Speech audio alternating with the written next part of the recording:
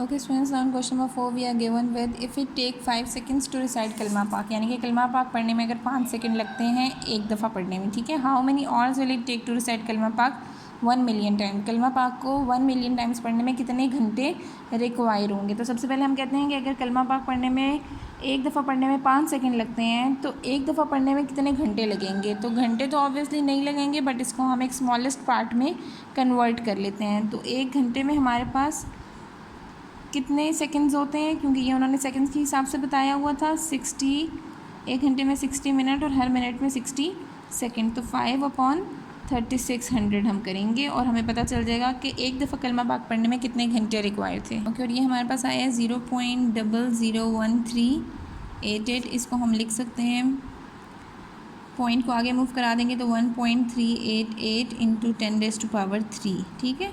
तो हमारे पास almost 1.3 hours into 10⁻−3 इतना टाइम हमारे पास एक दफ़ा कलमा पाक पढ़ने में इतने घंटे रिक्वायर है। 10⁻3 यानी कि बहुत ही स्मॉलेस्ट पार्ट आ गया हमारे पास। उसके बाद उन्होंने हमें मेंशन कर दिया है कि 1 मिलियन टाइम्स पढ़ने में कितना टाइम रिक्वायर है, ठीक है। तो हम आवर्स को ही चेंज कर देंगे, 1 मिलियन के साथ मल्टीप्लाई करेंगे। Hours took in reciting 1 million times, ठीक है। तो अब आपने 6 टाइम्स 0 लगा के इसके साथ मल्टीप्लाई करवा दिया। अब यहाँ आ गया 10⁻, ये 6 ज़ीरोस थे, इंटू 10⁻³ इंटू 1.388 1.388 इंटू 10⁻6⁻3 आ गया। अब यहाँ पर हमारे पास 1.3 इंटू 10⁻3 यानी कि पॉइंट को आपने 3 प्लेसेस आगे ले जाना है, ठीक है। फिर 10 ख़त्म हो जाएगा, 1 2 3 1388, ठीक है। ये हमारे पास आ गया। मीन्स कि हमारे पास 1 मिलियन टाइम्स कलमा पाक रिसाइट करने में हमें 1388 और जो है ना अप्रॉक्सीमेटली इतने आवर्स रिक्वायर हैं, ठीक है।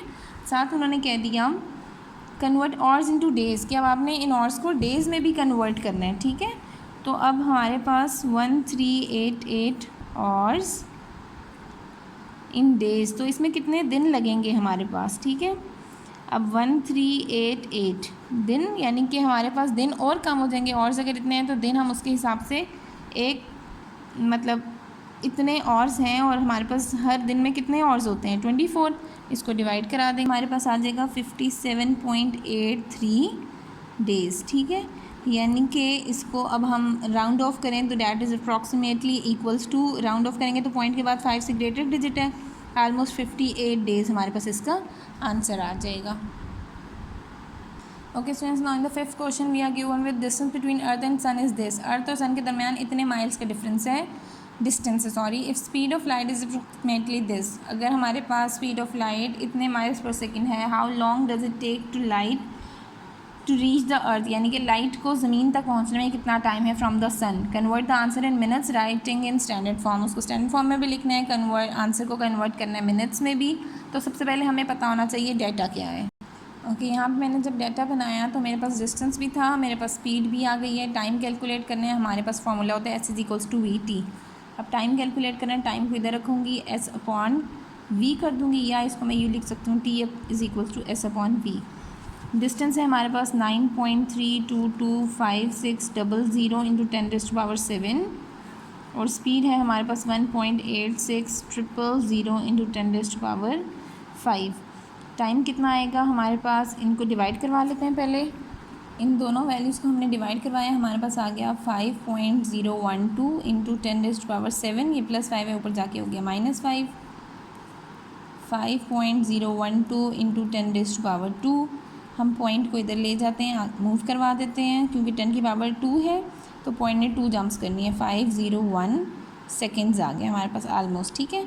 उन्होंने लेकिन कहा हुआ है convert the answer in minutes, और कन्वर्ट करने आंसर को मिनट्स में, तो 501 सेकेंड्स इन मिनट्स। अभी हमारे पास एक्चुअल आंसर नहीं आया, तो 501 हर सेकेंड है और 1 सेकेंड में होते हैं मिनट हमारे पास 60। तो हम इसको डिवाइड करा लेते हैं, 501 डिवाइडेड बाई 60, हमारे पास आंसर आ रहा है 8.2 3.5। तो हमारे पास ये इतने मिनट्स रिक्वायर। उन्होंने स्टैंडर्ड फॉर्म का कहा था तो हम ऑलरेडी इसको स्टैंडर्ड फॉर्म में चेंज कर चुके हैं।